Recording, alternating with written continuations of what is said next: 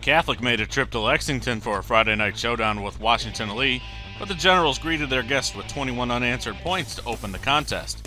It all began with Charlie Westfall taking an option run up the middle 17 yards for a 7-0 lead on the game's first drive. Then Westfall connected with tight end Alex Evans on a 25-yard touchdown pass. It would be the first of 2 scoring throws between the pair. Then it was Nick Lombardo's turn to run the option as he went 3 yards up the middle for a touchdown and a 21-0 lead for the Generals after the first quarter. Catholic got on the scoreboard with just over 4 minutes to go in the second quarter when Greg Cordovari was flushed out and tossed an 11-yard touchdown pass to Mike Pitzenberger. But Washington Lee responded immediately as Brett Murray fielded the ensuing kickoff at his own 18-yard line, darted up the middle and then cut left and went 82 yards into the end zone for a 28-7 Washington Lee lead with 3:50 to go in the first half. The Generals would get one more opportunity before halftime when Westfall found Evans in the end zone from 3 yards out for a 35-7 intermission advantage. Halfway through the third quarter, it was Luke Heinsohn who went over the right side for a 12-yard touchdown run, and then it was Sasha Vondelov's turn from 7 yards out off a pitch from Nick Lombardo, capping a 28-point stretch for Washington Lee. Catholic would score the game's final points on a 33-yard touchdown pass from Cordovari to Andrew Ouellette.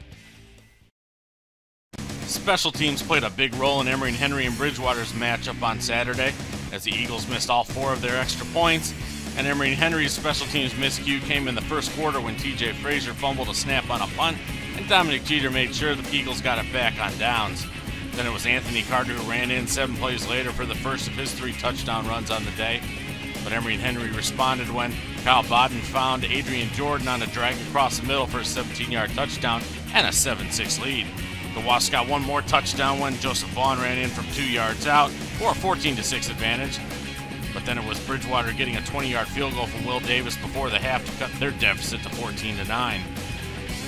Bridgewater came back in the second half when it was Carlos Gonzalez finding Julius Delbridge down to the 1-yard line, and Carter would take care of business from there, rushing in from 1 yard away as he forced his way over the goal line, giving Bridgewater a 15-14 lead.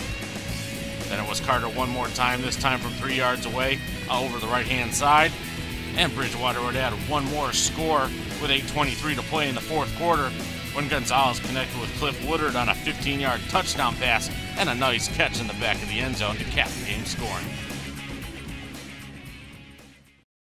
Hampden-Sydney and Guilford combined for 112 points on Saturday in Greensboro, and it was the Quakers who jumped out first with 14 first-quarter points, thanks in part to a little bit of defense when Dallas Streelman caught the tip pass from Travis Lane, but he fumbled it when he was hit by Robert Smith, and John Scott recovered for the Quakers at the 41-yard line.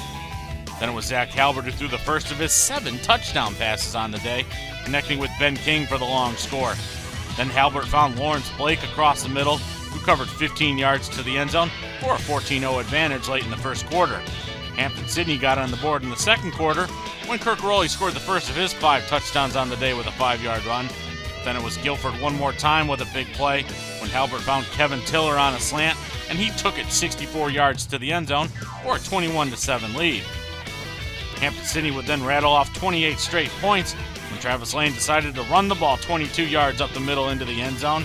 And then he went back to the air, found Sean Cavanaugh down to the 7-yard line with this nice catch, and he kept 1 foot in bounds. Then it was a 7-yard touchdown pass to John Michael Sparagna, tying the score 21-all with 9:52 to go in the half. Then it was Kirk Rowley would score 3 touchdowns in a row, first a 2-yard run, then a 4-yard run to send the Tigers into the half up 35-21, and then one more 7-yard run off a motion inside handoff for a 42-21 lead at 12:09 of the third quarter. Then it was Guilford's turn again as Halbert connected with King one more time, this one a 24-yard passing catch, but Hampden-Sydney responded when Rowley took a shovel pass from Lane and weaved his way 43 yards behind his blockers for a touchdown, but the extra point was no good, leaving HSC ahead 48-28. Then Halbert and King connected for a third time, this one from 3 yards out. Then it was Lane's turn again as he found Kyle Vance, who made a one-handed catch from 15 yards away. After the 2-pointer was good, Hampden-Sydney led 56-35, but Halbert found Blake from 5 yards on a rollout pass.